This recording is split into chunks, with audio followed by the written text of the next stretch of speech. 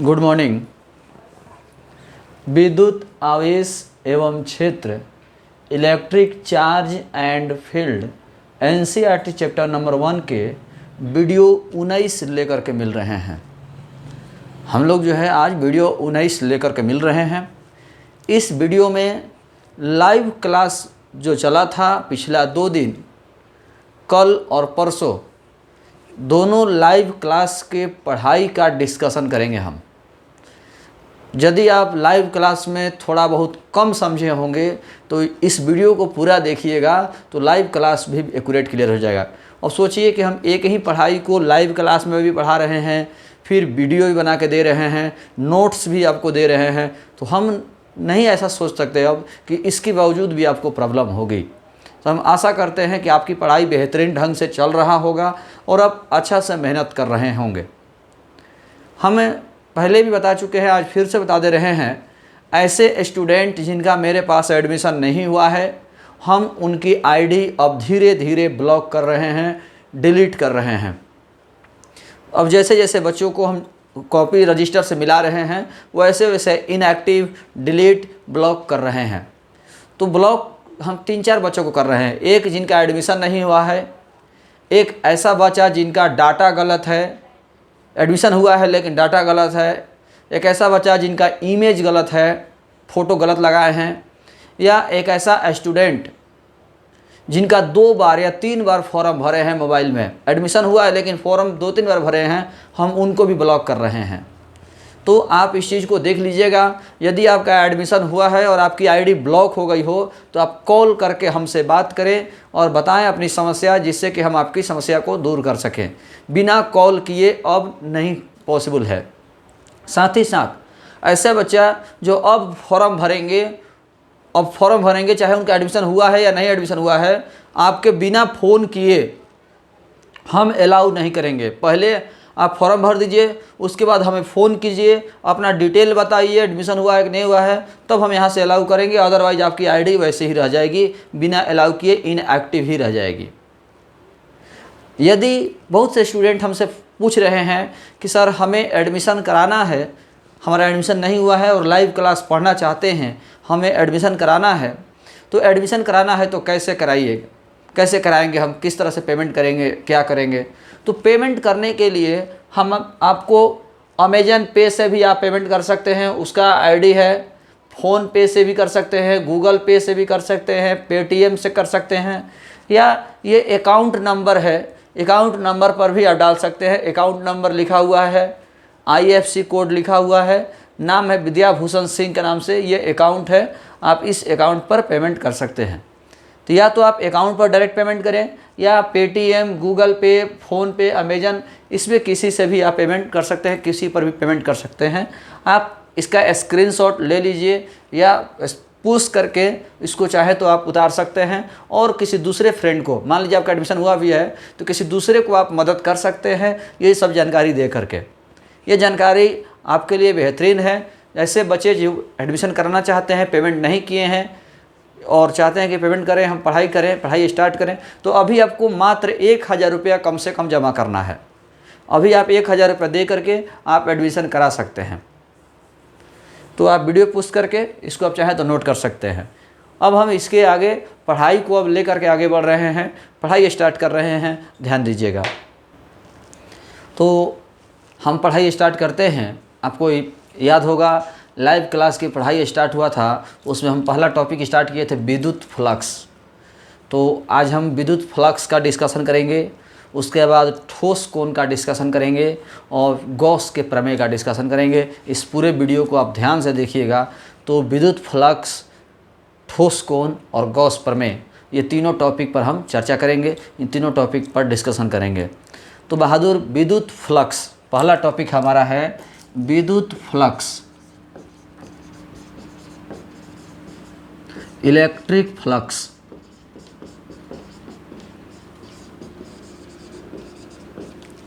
विद्युत फ्लक्स क्या है? विद्युत फ्लक्स क्या है? तो विद्युत फ्लक्स बहादुर करंट का झुंड है, करंट का समूह है। विद्युत फ्लक्स करंट का झुंड है, करंट का समूह है। या हम ऐसा भी कह सकते हैं कि विद्युत फ्लक्स इलेक्ट्रिक फील्ड की तरह ही होता है। इलेक्ट्रिक फील्ड भी क्या है, तो करंट का एक समूह है, करंट का एक एरिया है। जितना दूर करंट रह रहा है उसे हम इलेक्ट्रिक फील्ड कहेंगे, और उसी को हम एरिया के हिसाब से यदि हम इलेक्ट्रिक फील्ड को दिखाएं, इलेक्ट्रिक फील्ड को यदि हम करंट के रूप एरिया के रूप में व्यक्त करें, एरिया के अनुसार व्यक्त करें, तो हम कहेंगे कि विद्युत फ्लक्स है। विद्युत फ्लक्स क्या है, तो विद्युत बल रेखाओं के समूह को हम विद्युत फ्लक्स कहते हैं। और इलेक्ट्रिक फील्ड भी कुछ उसी तरह का है। इलेक्ट्रिक फील्ड भी, विद्युत क्षेत्र भी विद्युत बल रेखाओं के ही समूह होता है। विद्युत क्षेत्र में भी विद्युत बल रेखाएं ही होती हैं, और विद्युत फ्लक्स भी क्या है, तो विद्युत बल रेखाओं के समूह होता है। तो विद्युत बल रेखाओं के समूह को हम विद्युत फ्लक्स कहते हैं। ये जो परिभाषा है, ये एक लिरिकल परिभाषा हुआ। ये जो परिभाषा है, ये लिरिकल परिभाषा है। इस परिभाषा से हम न्यूमेरिकल नहीं बना सकते, इस परिभाषा से कोई मैथ नहीं बना सकते, इस परिभाषा से हम आगे डिस्कशन नहीं कर सकते। तब हम विद्युत फ्लक्स का मैथमेटिकल परिभाषा की ओर आगे बढ़ते हैं। विद्युत फ्लक्स के मैथमेटिकल परिभाषा की ओर हम जाते हैं। विद्युत फ्लक्स का मैथमेटिकल परिभाषा क्या कहता है कि विद्युत क्षेत्र एवं क्षेत्रफल सदिश, विद्युत क्षेत्र एवं क्षेत्रफल सदिश के अदिश गुणनफल को, विद्युत क्षेत्र एवं क्षेत्रफल सदिश, विद्युत क्षेत्र एवं क्षेत्रफल सदिश के अदिश गुणनफल को, विद्युत क्षेत्र एवं क्षेत्रफल सदिश के अदिश गुणनफल को विद्युत फ्लक्स कहा जाता है। विद्युत फ्लक्स कहा जाता है। इसे माने किसे हो, विद्युत फ्लक्स को इसे फाई द्वारा सूचित किया जाता है। विद्युत फ्लक्स को हम फाई द्वारा सूचित करते हैं। अब यहाँ पर दो वर्ड आया, एक तो विद्युत क्षेत्र, दूसरा क्षेत्रफल सदिश, और तीसरा अदिश गुणनफल। अदिश गुणनफल, विद्युत क्षेत्र, क्षेत्रफल सदिश और अदिश गुणनफल।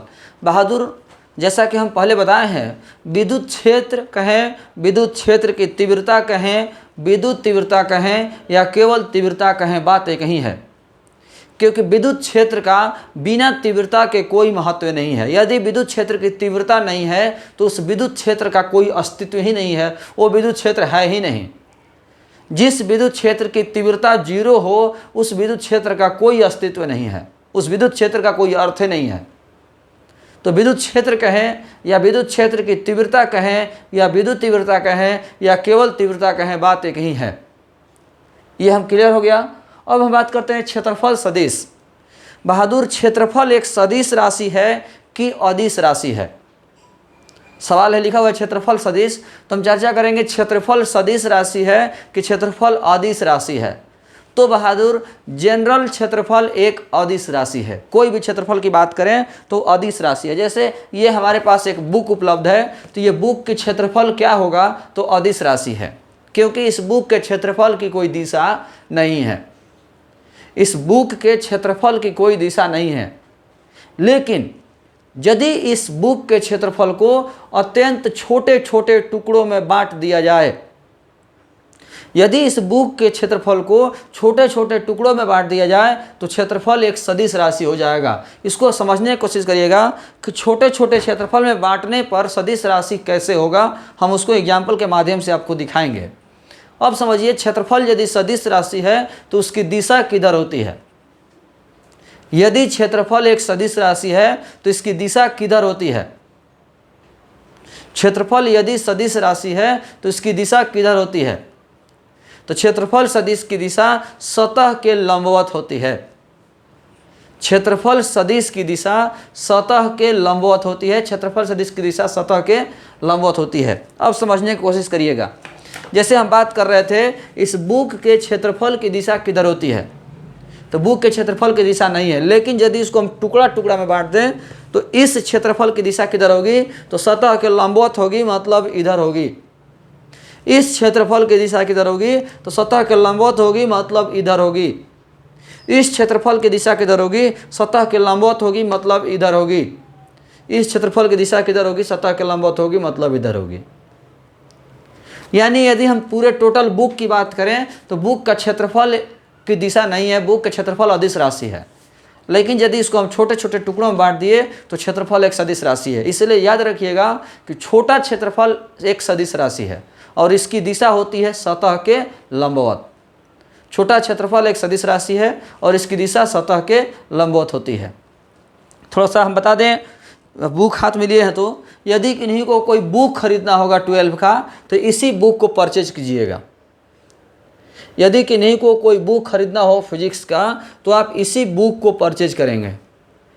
ये ध्यान रखिएगा, इसी बुक को आपको परचेज करना है। या यदि आप इससे ये थोड़ा महंगा पड़ेगा, इससे और आप थोड़ा सा दूसरा बुक खरीदना चाहते हैं, ये बुक के अलावे या इस बुक को ना खरीद के दूसरा बुक आप चाहते हैं तो भारती भवन का बुक आप परचेज कर सकते हैं।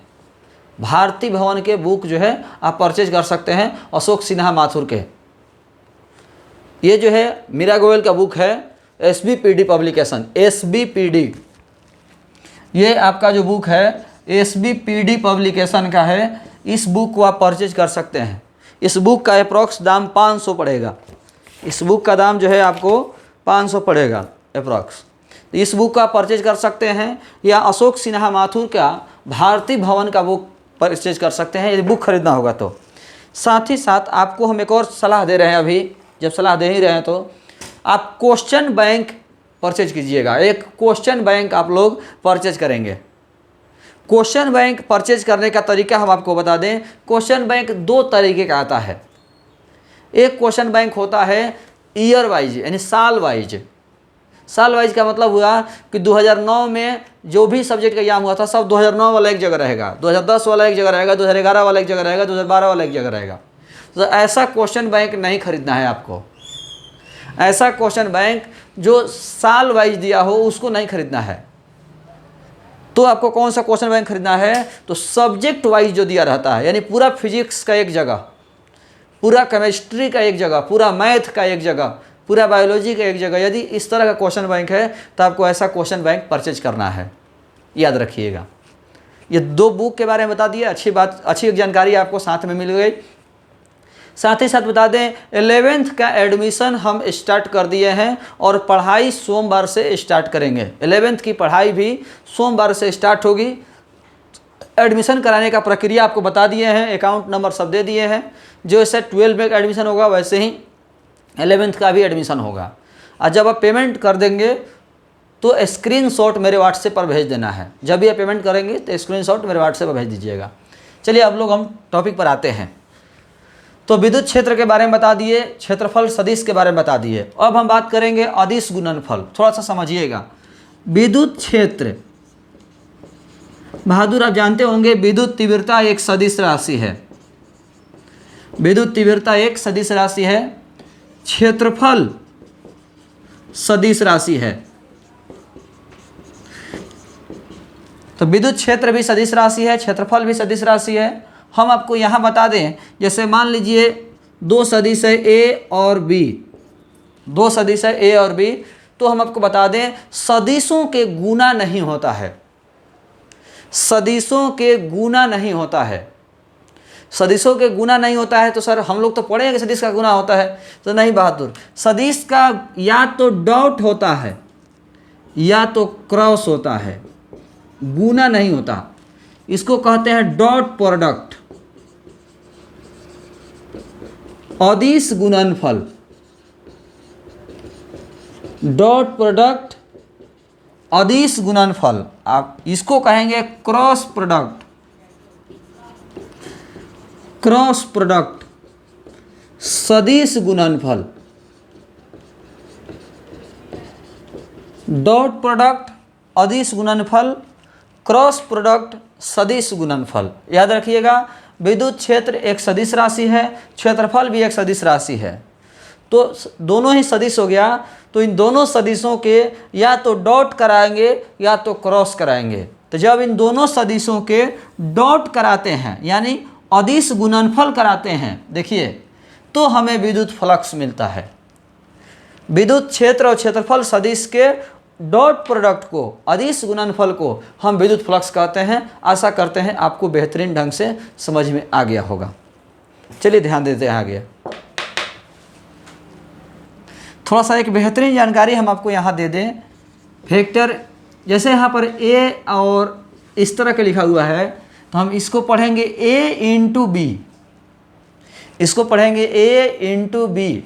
लेकिन यदि ऐसे लिखा जाए तो इसको पढ़ेंगे vector A dot vector B, इसको पढ़ेंगे vector A dot vector B, इसको पढ़ेंगे ए इंटू बी। याद रखिएगा, इसको इंटू कहेंगे, इसको डॉट कहेंगे। वेक्टर में रहेगा तो डॉट कहेंगे। वेक्टर का, ये अभी बता दिया हम, वेक्टर का गुना नहीं होता है।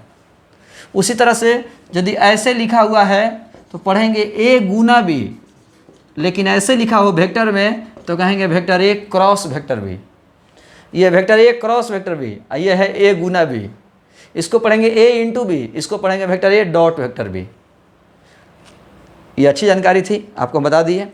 अब हम थ्योरी पर वापस चलते हैं।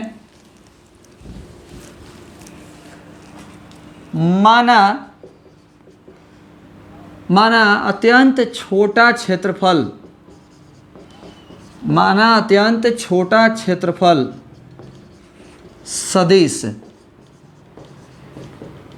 वेक्टर डी ए ई तीव्रता वाले, देखिए तीव्रता आ गया, ई तीव्रता वाले विद्युत क्षेत्र में रखा गया है, विद्युत क्षेत्र में रखा गया है। ई तीव्रता वाले विद्युत क्षेत्र में रखा गया है। यदि विद्युत क्षेत्र, यदि विद्युत क्षेत्र एवं क्षेत्रफल सदिश के बीच का कोण, के बीच का कोण थीटा हो तो, थीटा हो तो विद्युत फ्लक्स बराबर विद्युत क्षेत्र गुना क्षेत्रफल सदिश।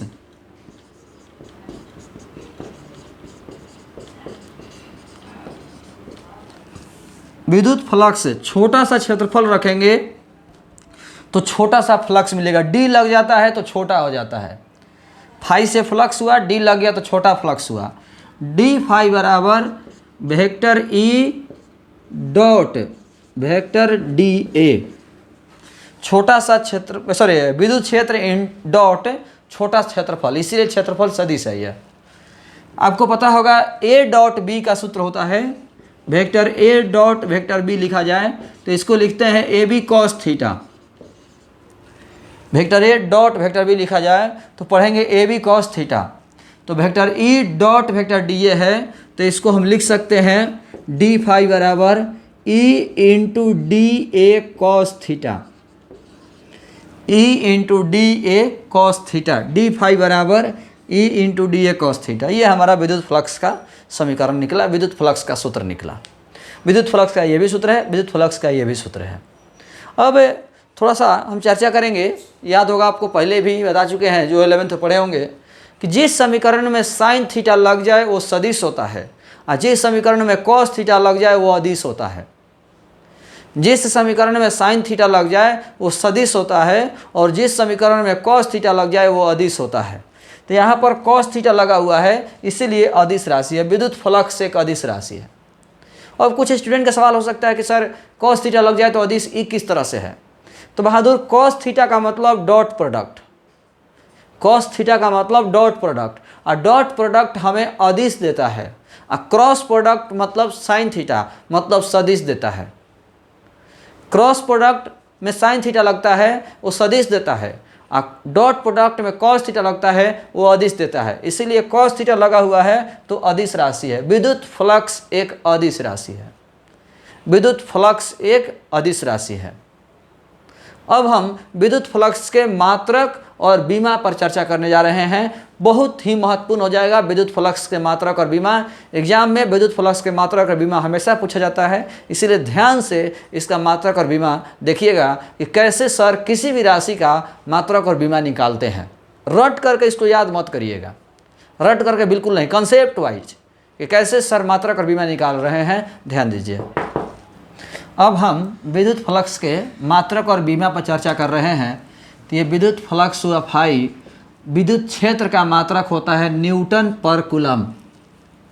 विद्युत क्षेत्र का मात्रक होता है न्यूटन पर कूलम। तो न्यूटन पर कूलम और क्षेत्रफल सदिश, क्षेत्रफल का मात्रक होता है मीटर स्क्वायर। तो न्यूटन पर कूलम इंटू मीटर स्क्वायर, यानी हम लिख सकते हैं इसका विद्युत फ्लक्स का मात्रक न्यूटन मीटर स्क्वायर प्रति कूलम, न्यूटन मीटर स्क्वायर प्रति कूलम।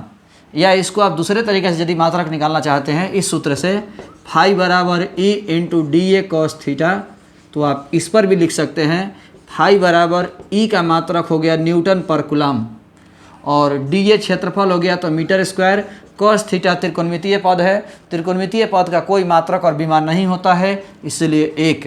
तो फाई बराबर हो गया न्यूटन मीटर स्क्वायर प्रति कूलम, न्यूटन मीटर स्क्वायर पर कूलम। ये हमारा विद्युत फ्लक्स का मात्रक हुआ। अब यदि विद्युत फ्लक्स के बीमा निकालना चाहते हैं तो ये मात्रक हुआ। अब बीमा देखिए कैसे निकाल रहे हैं हम। बीमा कैसे निकालेंगे, फाई बराबर E into D A cos theta. तो फाई बराबर विद्युत क्षेत्र का बीमा होता है M L T inverse 3 I inverse. अब यदि कोई स्टूडेंट ऐसे हैं जिनको विद्युत क्षेत्र का बीमा नहीं पता है तो आप पीछे का वीडियो जहां विद्युत क्षेत्र पढ़ाए हैं उस वीडियो को देखिएगा तो आपको समझ में आ जाएगा कि विद्युत क्षेत्र की बीमा क्या होती है। तो M L T inverse 3 I inverse into D A क्षेत्रफल का बीमा हो गया एल स्क्वायर, कॉस थीटा त्रिकोणमितीय पद है, त्रिकोणमितीय पद की कोई बीमा नहीं होती है इसलिए 1। तो फाई बराबर एल और एल स्क्वायर, एल क्यू हो जाएगा M L Q T inverse 3 I inverse. ये हमारा फ्लक्स का बीमा हुआ।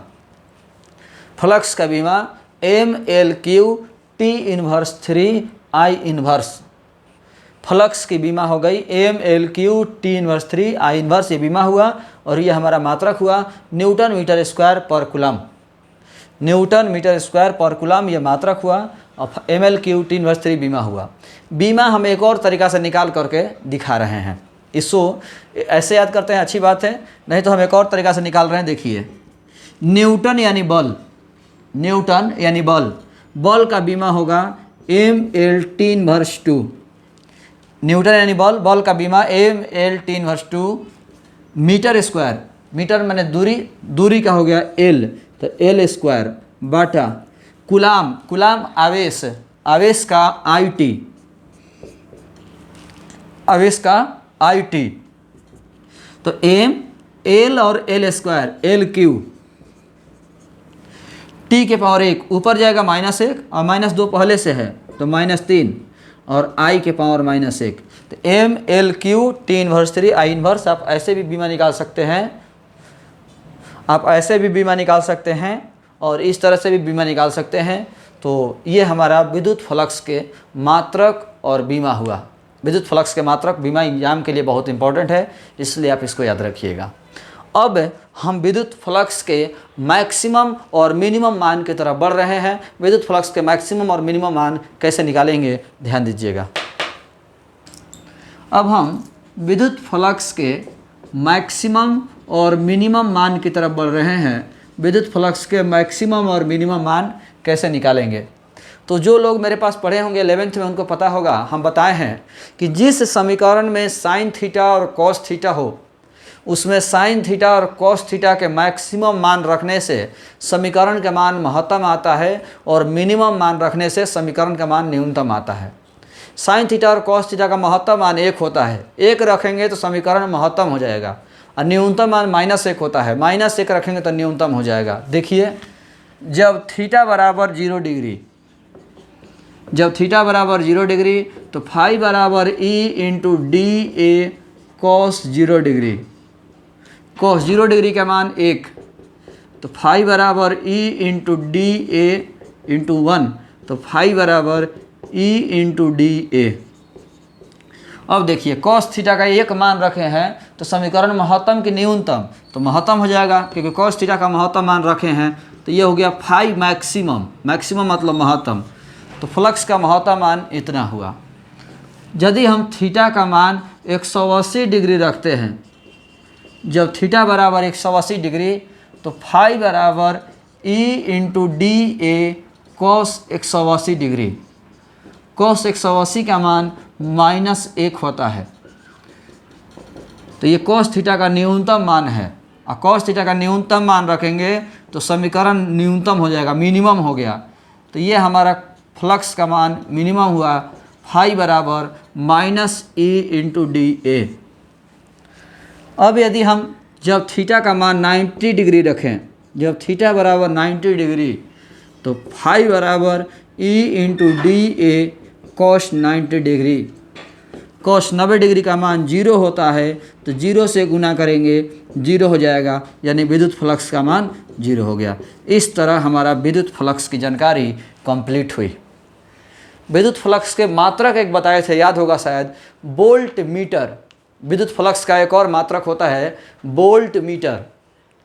इसके बारे में, विद्युत फ्लक्स का मात्रक वोल्ट मीटर के बारे में हम आगे एक बार ज़रूर पढ़ाएंगे, अभी नहीं, आगे जब क्लास चलेगा कुछ देर, 10 दिन 5 दिन चलेगा, तो हम बताएंगे विद्युत फ्लक्स का मात्रक वोल्ट मीटर भी होता है। ये हमारा विद्युत फ्लक्स की कंप्लीट जानकारी हुई।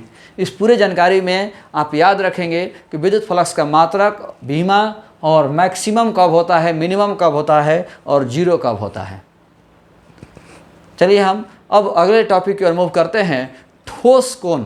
हमारा अगला टॉपिक है ठोस कोण के बारे में ध्यान दीजिएगा। अभी हम ठोस कोण के बारे में बात करने जा रहे हैं। ठोस कोण सॉलिड एंगल, ठोस कोण सॉलिड एंगल। थोड़ा सा बात को समझिएगा, आप भी कोण पढ़े हो, हम लोग भी बचपन से ही कोण पढ़ते आ रहे हैं, 10 degree, 40 degree, 50 degree, 90 degree, 60 degree, इस तरह से कोण पढ़ते आ रहे हैं। तो जिस कोण को हम लोग पढ़ते आ रहे हैं उस कोण को कहते हैं समतल कोण। जिस कोण को हम लोग पढ़ते आ रहे हैं उसको कहते हैं समतल कोण, और जो कोण हम लोग आज पढ़ रहे हैं उसको कहते हैं ठोस कोण। ठोस कोण कहते हैं हम लोग।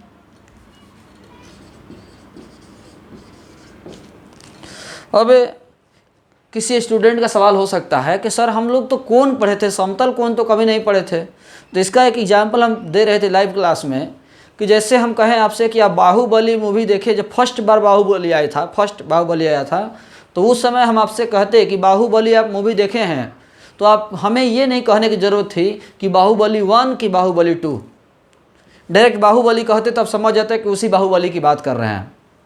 लेकिन अब हम आपसे पूछेंगे कि बाहुबली मूवी देखे हैं, तो आप कहेंगे कि बाहुबली 1 की 2, तो कोई सामने बताएगा कि बाहुबली 1 देखे हैं, तब कहेंगे हाँ चाहे ना, बाहुबली 2 देखे हैं, तब कहेंगे हाँ चाहे ना। कहने का मतलब हुआ कि पहले हम लोग केवल एक ही कोण के बारे में पढ़ते थे, इसीलिए उसे कोण कह करके ही हम काम चला दिए। लेकिन अब जो है हम लोग दूसरे कोण के बारे में जानकारी ले रहे हैं, ठोस कोण के बारे में पढ़ रहे हैं, इसीलिए अब हम इसको समतल कोण कहेंगे और इसको ठोस कोण कहेंगे। समतल कोण और ठोस कोण में क्या अंतर है, हम उस अंतर के बारे में चर्चा कर दें। समतल कोण जो है 2 रेखा से बनता है। समतल कोण 2 रेखा के बीच बनता है, 2 रेखा से बनता है। और ठोस कोण जो है क्षेत्रफल के मदद से बनता है। समतल कोण 2 रेखा के बीच बनता है और ठोस कोण क्षेत्रफल से बनता है। समतल कोण का जो संकेत है वो थीटा होता है, और ठोस कोण का जो संकेत है वो ओमेगा होता है। समतल कोण का संकेत थीटा होता है, ठोस कोण का संकेत ओमेगा होता है। समतल कोण 2D होता है, 2 डायमेंशनल, 2 विमीय, और ठोस कोण जो है वो 3D होता है, 3 डायमेंशनल। समतल कोण को हम छू करके नहीं बता सकते कि कितना डिग्री है, लेकिन ठोस कोण को छू करके बता सकते हैं। समतल कोण को छू करके नहीं बता सकते हैं, कॉपी पर 30 डिग्री कोण बना हुआ है, उसको छू करके नहीं बता सकते आप, लेकिन ठोस कोण को छू करके बता सकते हैं। समतल कोण का मात्रक रेडियन होता है और ठोस कोण का मात्रक स्टेरेडियन होता है। समतल कोण का मात्रक रेडियन होता है और ठोस कोण का मात्रक स्टेरेडियन होता है। समतल कोण का अधिकतम मान 2 पाई होता है। समतल कोण का अधिकतम मान 2 पाई होता है, 2 पाई से ज़्यादा नहीं होगा। और ठोस कोण का अधिकतम मान 4 पाई होता है। ये दोनों ही इम्पोर्टेंट है। पूरा समतल कोण और ठोस कोण में ये दोनों इम्पोर्टेंट है, ये दोनों को याद रखिएगा। मात्रक और मैक्सिमम वैल्यू। ठोस कोण का मैक्सिमम वैल्यू 4 पाई, मात्रक स्टेरेडियन। समतल कोण का अधिकतम मान 2 पाई और मात्रक रेडियन। बहुत इंपॉर्टेंट है, इसको आप याद रखेंगे। तो हम जैसे ही अब दोनों लिख दिए, अब आपको समझ में आ गया होगा कि समतल कोण और ठोस कोण में बहुत ज़्यादा का अंतर है। समतल कोण और ठोस कोण में बहुत अधिक अंतर है, अब आपको समझ में आ गया होगा।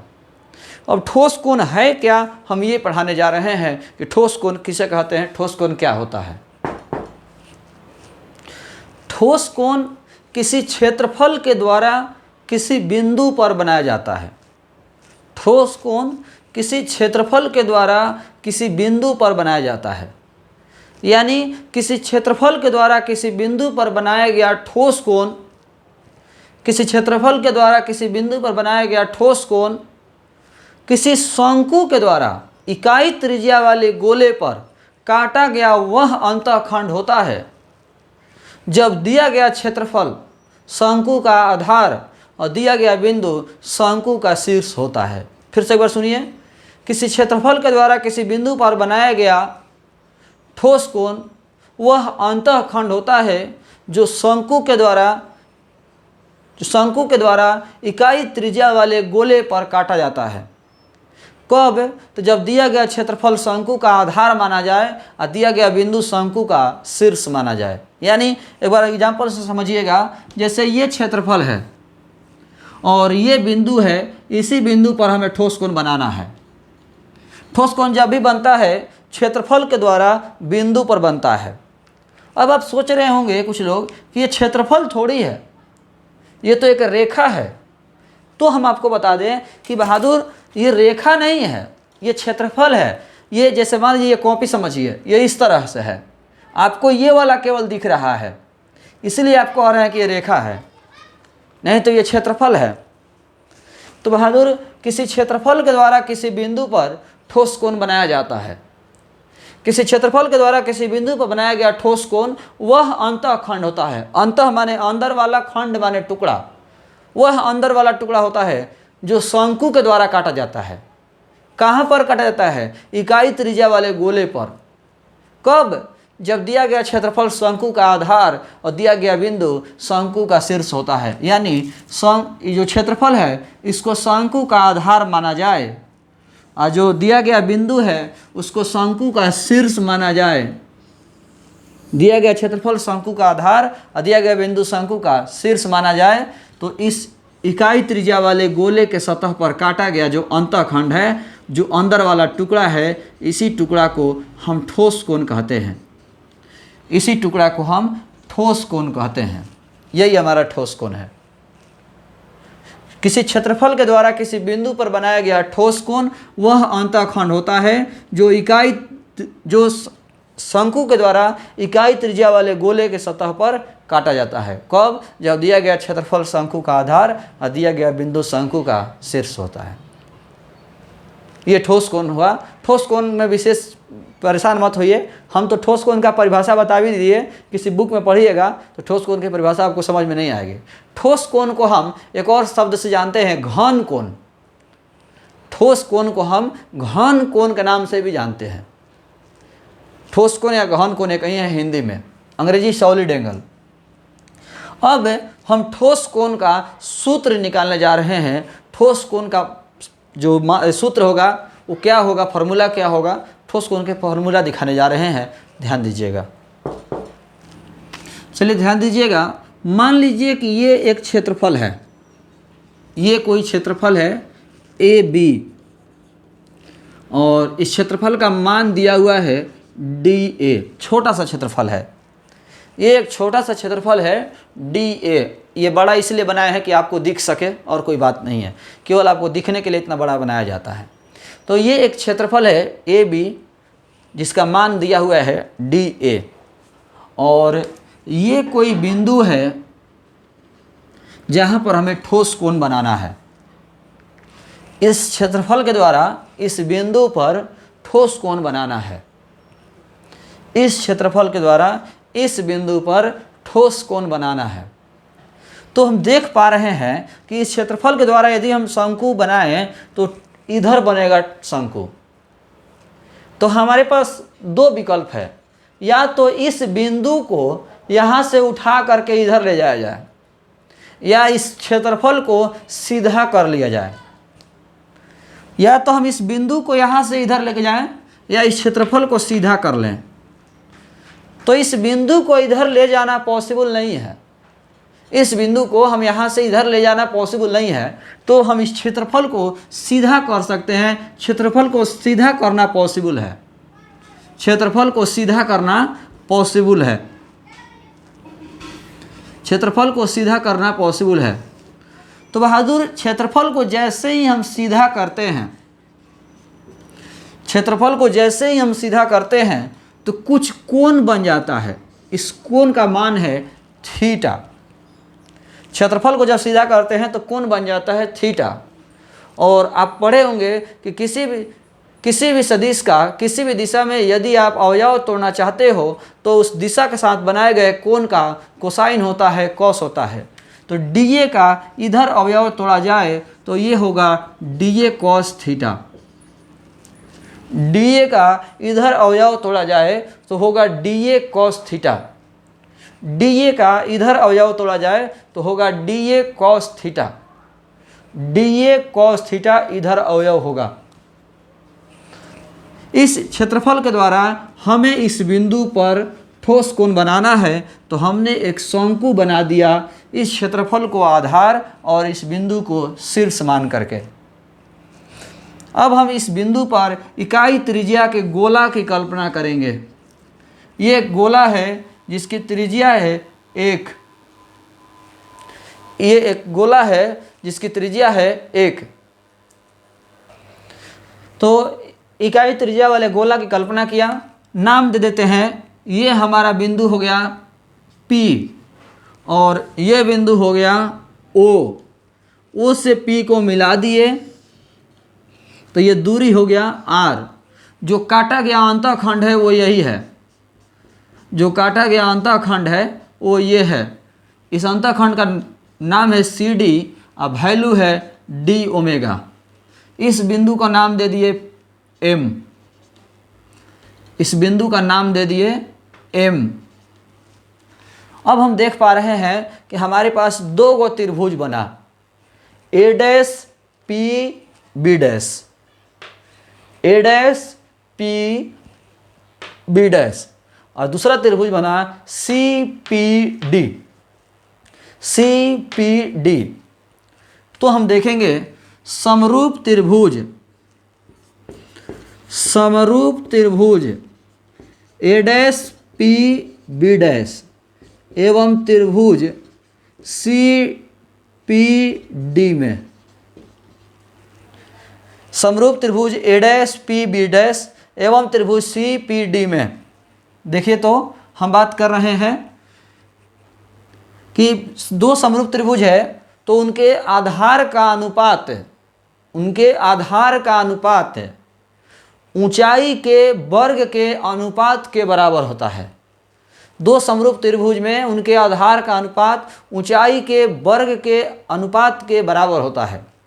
तो हमारा दो समरूप त्रिभुज का आधार, तो इसका आधार हो गया A डैश B डैश और इस त्रिभुज का आधार हो गया CD बराबर ऊंचाई का वर्ग, तो इसका ऊंचाई हो गया OP, OP का वर्ग बटा इसका ऊंचाई हो गया MP, MP का वर्ग। आधार का अनुपात ऊंचाई के वर्ग के अनुपात के बराबर होता है। आधार का अनुपात ऊंचाई के वर्ग के अनुपात के बराबर होता है। अब मान बैठा दीजिए, A डैश B डैश का मान हो जाएगा DA cos थीटा, ए डैश बी डैश का मान हो गया डी ए कॉस थीटा बटा सी डी का मान हो गया डी ओमेगा, ओ पी का मान हो गया आर तो आर स्क्वायर बटा एम पी का मान हो गया 1, त्रिज्या 1 दिया हुआ है। तो फाइनली डी ओमेगा का सूत्र हो गया डी ए कॉस थीटा बटा R square, D A cos theta बटा में आर स्क्वायर। यही ठोस कोण का सूत्र है, यही हमारा ठोस कोण का सूत्र है। यहाँ पर एक स्टूडेंट का सवाल था कि सर आप लिख दिए हैं डायरेक्ट कि समरूप त्रिभुज ए डैश पी बी डैश एवं त्रिभुज सी पी डी, यानी त्रिभुज ए डैश पी बी डैश और त्रिभुज सी पी डी समरूप कैसे है, ये तो आपने बताया ही नहीं। ये त्रिभुज समरूप कैसे है ये तो आपने बताया नहीं, तो हम बताने जा रहे हैं कि दोनों त्रिभुज समरूप कैसे है। इसको आप ऐसे समझिए, ऐसा ही केस है बिल्कुल। ये है ए डैश पी बी डैश और ये हो गया सी पी डी। तो दोनों त्रिभुज में ये वाला दोनों कोण बराबर है संगत कोण से, ये दोनों कोण बराबर है संगत कोण से, और ये वाला कोण और ये कोण बराबर है संगत कोण से।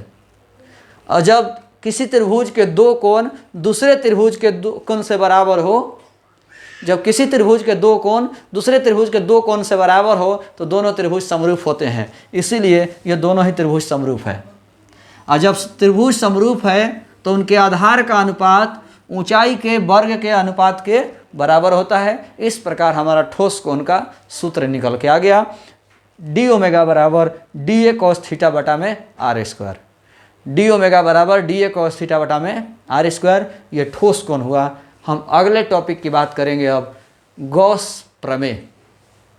अगला टॉपिक हमारा है गॉस प्रमेय, ध्यान दीजिएगा।